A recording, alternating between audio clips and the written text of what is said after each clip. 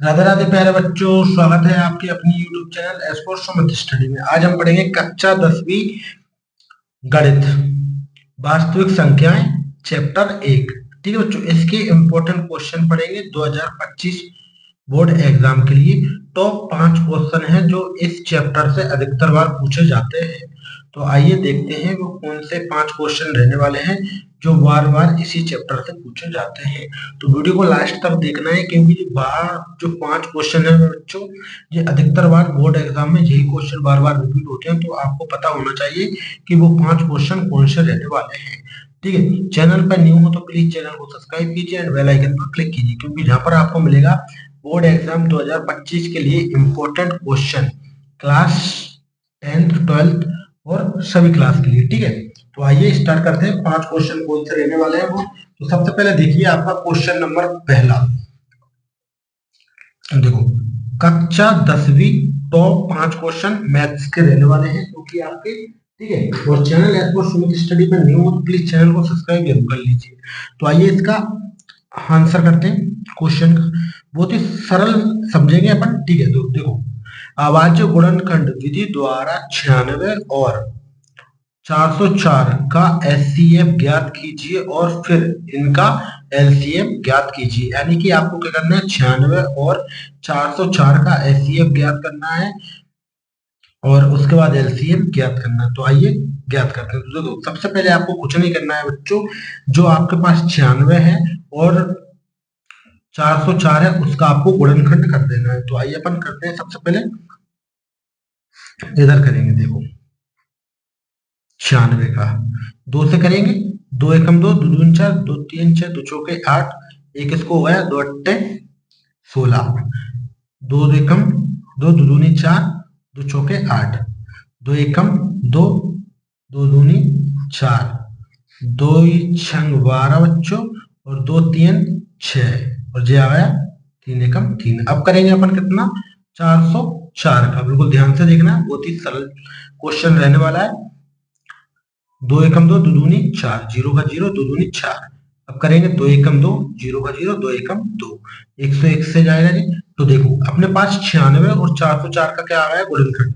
तो देखो, जहां पे लिखेंगे 96 का 1 2 3 4 5, 5 बार 2 है, यानी कि 1 2 3 4 5 इंटू 3। अब लिखेंगे अपन 404 का बच्चों, 404 का। अब देखो, 404 के में कितने बार 2 है, 1 2 और 101, यानी कि 2 इंटू 2 इंटू 101।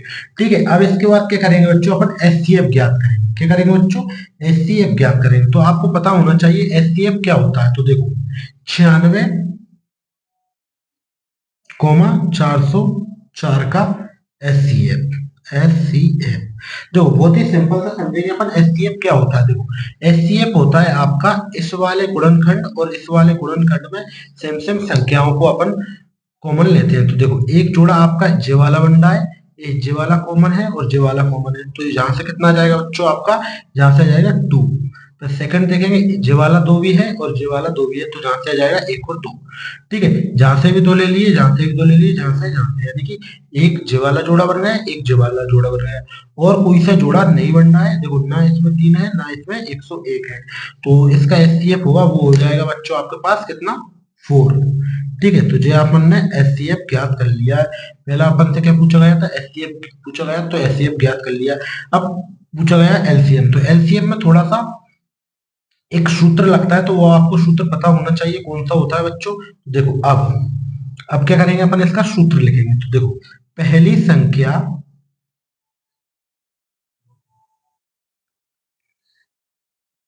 इंटू दूसरी संख्या, दूसरी संख्या, बिल्कुल ध्यान से देखना है। दूसरी संख्या बराबर क्या होता है, एलसीएम इंटू एचसीएफ। ठीक है बच्चों। तो देखो, पहली संख्या अपने पास क्या थी और दूसरी संख्या क्या थी। तो पहली थी आपके पास 96 और दूसरी थी 404। ठीक है, तो देखो, एलसीएम अपने लिए ज्ञात करना है, तो एलसीएम ऐसा का ऐसा लेकर आएगा, और एचसीएफ आ गया था अपने पास बच्चों कितना, 4। ठीक है, तो अब कुछ नहीं करना है बच्चों। जो 96 हैगा और जो 404 हैगा, इसके बटे में क्या आ जाएगा, 4। तो 4 आ गया इसके बटे में, और LCM ऐसा का ऐसा रहेगा। तो 4 से अपन इसको काटेंगे 101, इस बार में चला जाएगा। और अब इसका अपन 101 का गुणा किसमें करेंगे बच्चों? 96 में। तो ये आपके पास आंसर आ जाएगा LCM बराबर 96 इंटू 96, नो सॉरी, जो आपके पास एलसीएम आएगा 96 96। ठीक है बच्चों, तो अपने पास देखो दोनों चीजें आ गई हैं, दोनों चीजें जो कि अपन से पूछा गया था क्वेश्चन में। क्या पूछा गया था? एचसीएफ और एलसीएम। तो एचसीएफ अपने पास कितना आ गया बच्चों? 4, और एलसीएम अपने पास कितना आ गया है? 96 96। इसी टाइप से आपको सारे क्वेश्चनों को सोल्व कर लेना है, यदि आपसे डिजिट चेंज करके पूछ ले तो पेपर में। वैसे ज्यादातर तो यही क्वेश्चन पूछा जाता है, ठीक है, 100% आने के चांस है, बिल्कुल ध्यान से करते हुए चलना है।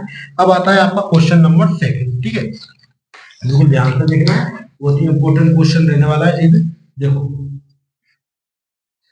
इस क्वेश्चन में आपसे पूछा गया है कि संख्या 6, 72 और 120 का अभाज्य गुणनखंड विधि द्वारा एचसीएफ और एलसीएम ज्ञात करना है, जो कि अपन ने कुछ समय पहले ही ज्ञात किया था। तो आइए इसमें ज्ञात करते हैं, ठीक है। तो बिल्कुल देखेंगे ध्यान से, बहुत ही सिंपल सा क्वेश्चन है ये भी, ठीक है। 2 नंबर में पूछा जाता है। देखो सबसे पहले करेंगे 6 का, तो 3 6 जो हो जाएगा 6 का। फिर करेंगे अपन बच्चों 72 का, ठीक है, 72 का करेंगे 2 एकम 2, 2 दूनी 4, 2 3 6, 2 6 12, 2 एकम 2, 2 8 16, 2 नाम 18,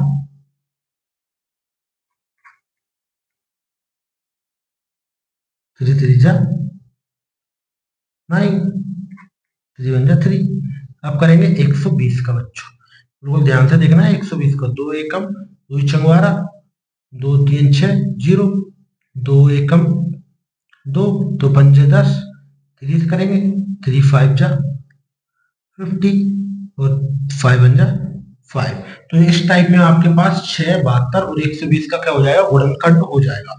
तो अपन यहाँ पे लिख लेंगे बच्चों कैसे करके कि 6 बराबर 2 इंटू 3, और 72 बराबर हो जाएगा 2 इंटू 2 इंटू 2 इंटू 3 इंटू 3, ठीक है बच्चों। और उसके बाद आ जाएगा 120, 120 का किससे लिखेंगे?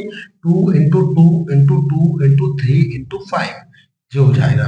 अब अपन को क्या याद करना है बच्चों? सबसे पहले याद करना है एचसीएफ। एचसीएफ क्या होता है? जोड़ा देखते हैं अपन, ऊपर वाली और नीचे वाली। तो देखो सबसे पहले आपको इसमें 2 है, इसमें 2 कॉमन है, इसमें 2 कॉमन है, इसमें 2 कॉमन है, यानी कि जो आपके पास क्या है बच्चों?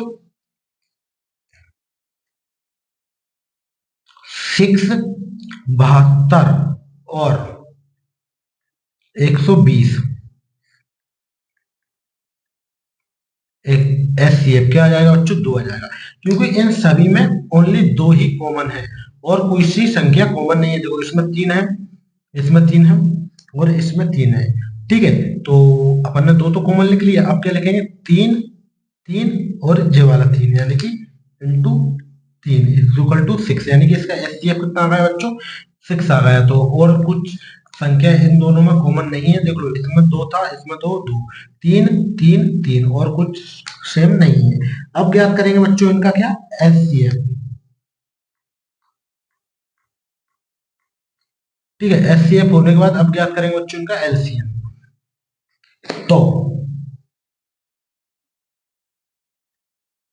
तो एलसीएम, एलसीएम, ठीक है बच्चों, क्या करेंगे? एलसीएम किसका? 6, 72, 120। तो एलसीएम ज्ञात करने की सबसे आसान ट्रिक यह है बच्चों कि एलसीएम में सारी डिजिटों को लिखा जाता है, ठीक है। जो गुणनखंड की सारी डिजिट होती है उनको लिखा जाता है, पर लिखा किसको जाता है? जो अधिकतर बार पूछा गया है। तो देखो इसमें तो एक बार है, इसमें तो कितनी बार है? 1 2 3 बार, और इसमें भी 2 कितनी बार है? 3 बार, यानी कि 2 की संख्या कितनी होगी? 2 इंटू 2 इंटू 2, यानी कि 2 को लिखेंगे बच्चों 3 बार। उसके बाद देखेंगे 3, इसमें एक बार 3 है, इसमें 2 बार 3 है, इसमें एक ही बार 3 है। तो अपन कितनी बार 3 लिखेंगे? 2 बार 3 लिखेंगे। इसमें 5 है, इसमें 5 नहीं है, इसमें 5 नहीं है, फिर भी 5 को लिखेंगे, क्योंकि एलसीएम में सारी संख्याओं को लिखा जाता है, चाहे वो सिंगल हो या डबल हो या ट्रिपल हो, ठीक है बच्चों। इसके बाद इनका करेंगे अपन गुणा। देखो 2 1 जा 2, 2 जा 4, 2 4 जा 8, 3 3 जा 9 इंटू 5। इन सभी का जब आप करोगे तो दिया जाएगा 360 आंसर। तो कुछ नहीं करना है, आपके पास आ चुका है एचसीएफ बच्चों कितना 6 और एलसीएम आ चुका है आपके पास बच्चों कितना एलसीएम सॉरी अपनी एम 360। तो ये हो जाएगा आपका आंसर। ठीक है, बस आपको इतना सही करके आना है, हो जाएगा। ठीक है, बहुत ही सिंपल सा क्वेश्चन था।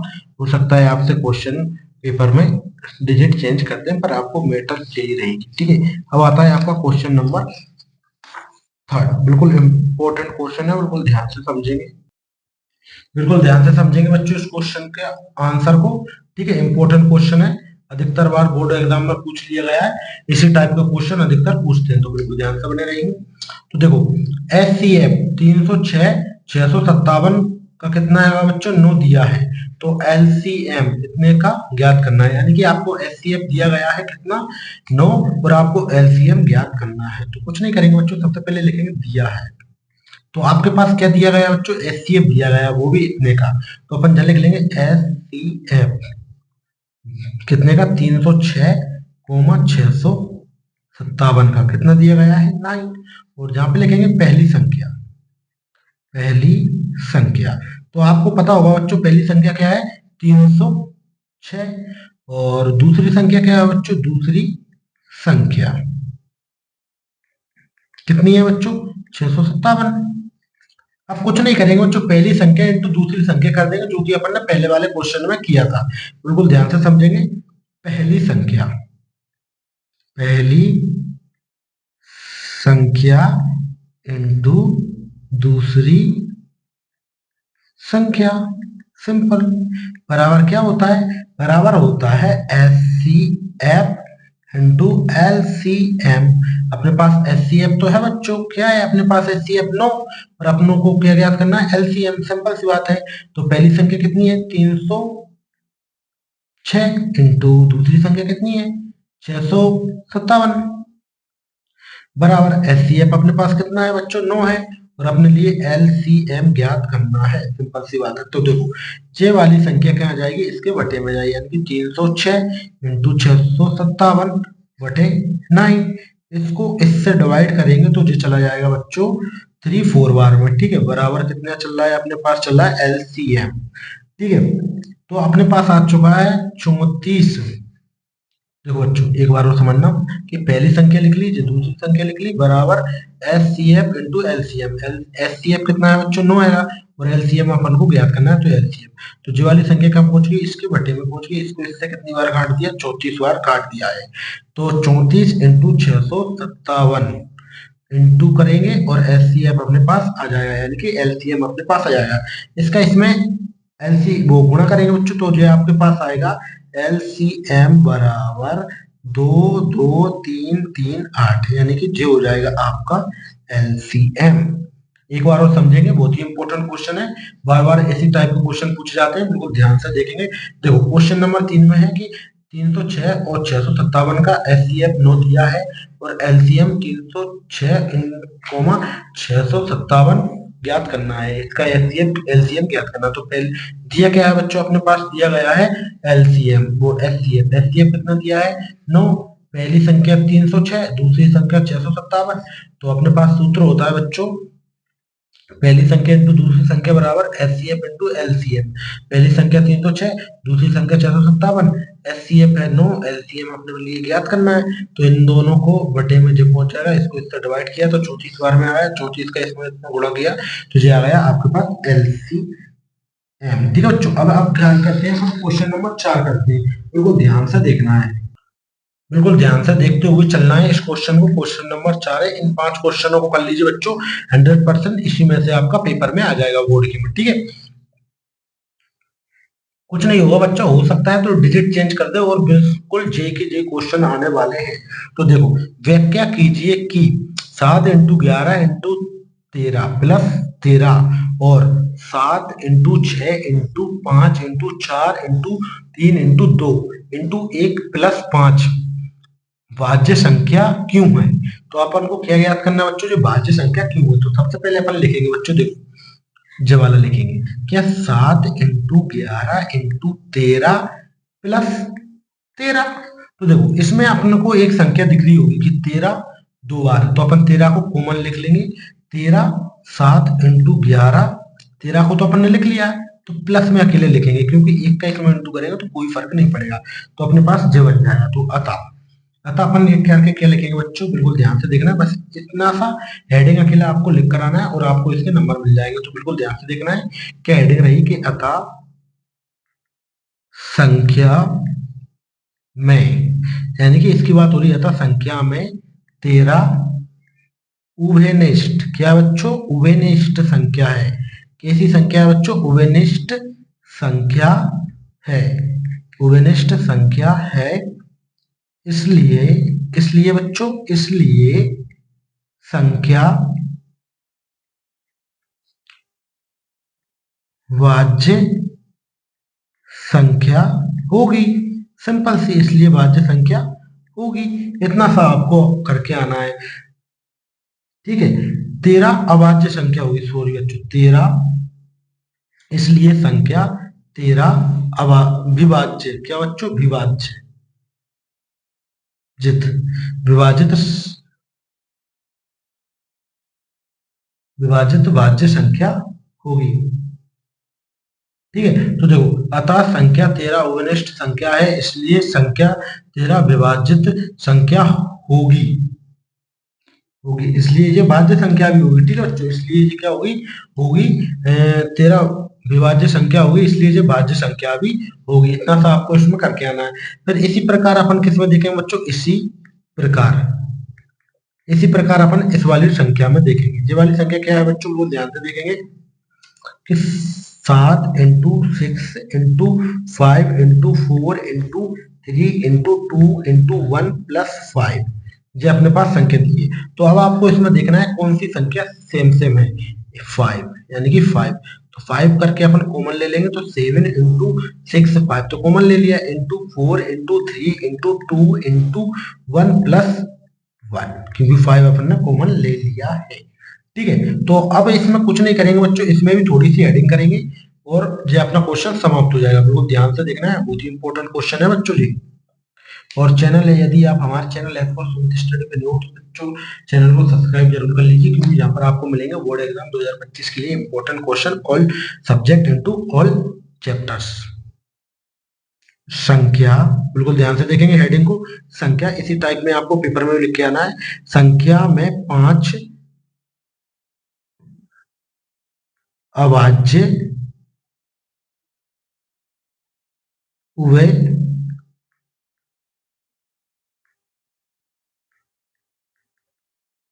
देखो अतः संख्या में 5 उभयनिष्ठ संख्या है,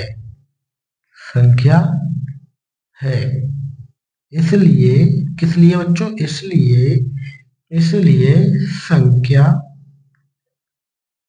5 से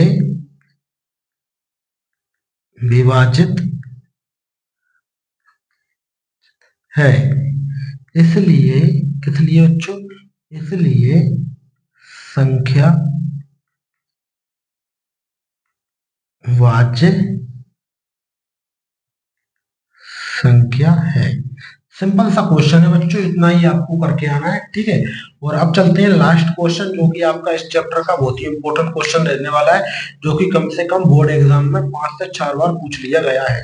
बिल्कुल ध्यान से देखेंगे बच्चों, और चैनल को जल्दी से सब्सक्राइब कर लीजिए, क्योंकि इंपॉर्टेंट क्वेश्चन सीरीज आ रही है आपके लिए 2025 के लिए। तो ये है आपका आज का last question and important question, जो कि बोर्ड एग्जाम में 6 से 7 बार पूछा जा चुका है अभी तक। बिल्कुल ध्यान से समझेंगे। इसको करेंगे बच्चों अपन स्टार्ट। तो स्टार्ट करने से पहले देखते हैं अपन क्या है। देखो रूट एक अपरिमेय संख्या है, ठीक है, पता है जो तो अपन को, ठीक है। रूट एक अपरिमेय संख्या है, लेकिन अपन क्या करेंगे, क्या करेंगे बच्चों, माना रूट एक परिमेय संख्या है, मान रहे हैं बच्चों, ठीक है। मैथ में क्या करते हैं, मानते हैं। माना रूट 3 एक परिमेय संख्या है, तो देखो बिल्कुल परिमेय संख्या है, तो जहाँ लिखेंगे रूट 3 बराबर a अपॉन a, बी बराबर बराबर नहीं है जीरो के, तो ए और बी के कोई उभयनिष्ठ उभयनिष्ठ गुणनखंड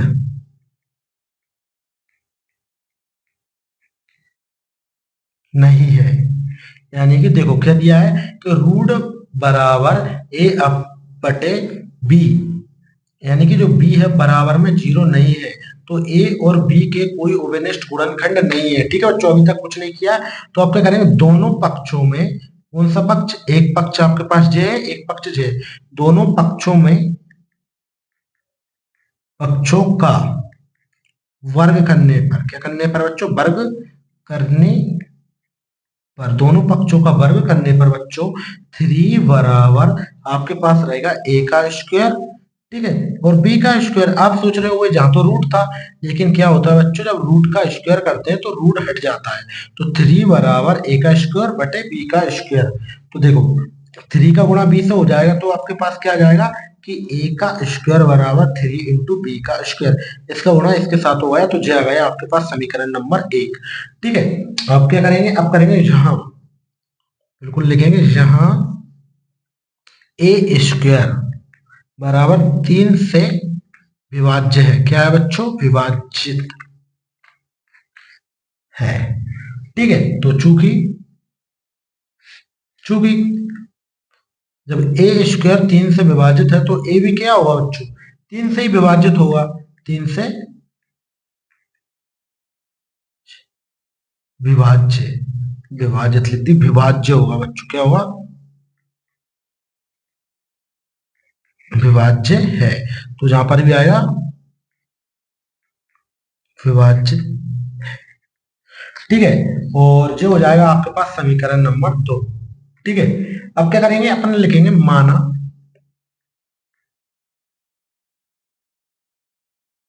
ए बराबर थ्री के, जहां के एक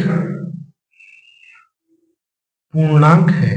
देखो बच्चों, अभी तक अपन ने क्या क्या समझ लिया है, एक बार और समझेगा। माना रूट एक परिमेय संख्या है, रूट बराबर ए अपॉन बी, बी बराबर जीरो नहीं है, ए और बी के कोई उभयनिष्ठ गुणनखंड नहीं है, तो दोनों पक्षों का वर्ग करने पर इसका वर्ग करेंगे तो रह जाएगा इसका ए का स्क्वायर बी का स्क्वायर। तो देखो ए का स्क्वायर बराबर थ्री बी स्क्वायर, यानी कि इसका इसका गुणा हो जाएगा। तो यहाँ देखेंगे कि ए का स्क्वायर बराबर तीन से विभाज्य है, ठीक है, और ए स्क्वायर विभाज्य है तीन से, तो ए अकेला भी किससे, तीन से ही विभाज्य है। तो माना ए बराबर थ्री के, यहाँ पर के एक पूर्णांक है बच्चों, के क्या है बच्चों, एक पूर्णांक है, के एक पूर्णांक है, तो यहाँ पर लिखोगे आप, क्या लिखोगे कि ए स्क्वायर बराबर थ्री बी स्क्वायर। ठीक है बच्चों, क्या लिखोगे, ए स्क्वायर बराबर थ्री बी स्क्वायर।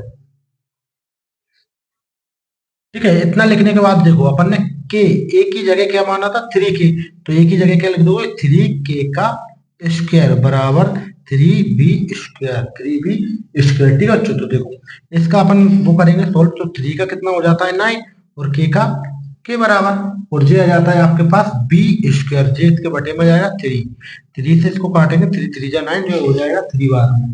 तो आपके पास जहां पर क्या आता है बच्चों, जहां पर आपके पास आता है थ्री के स्क्वायर बराबर बी स्क्वायर, तो इसको आप चेंज कर कर भी लिख सकते हो और नहीं लिख सकते हो, तो इतना भी आपके पास चलेगा। तो आपको यहाँ पर लिखना है, क्या लिखना है, जहां जहां बी स्क्वायर बराबर थ्री से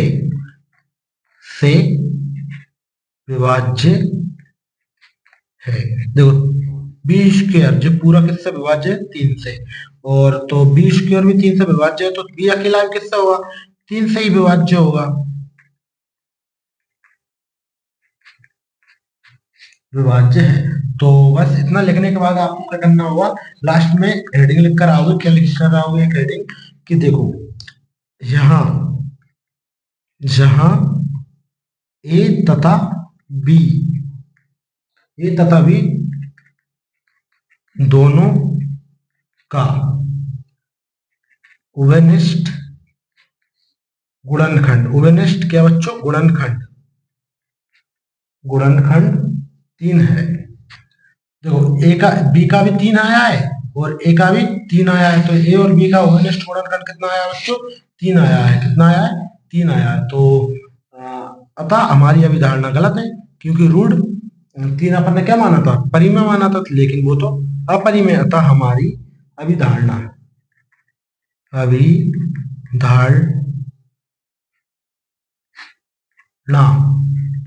गलत है।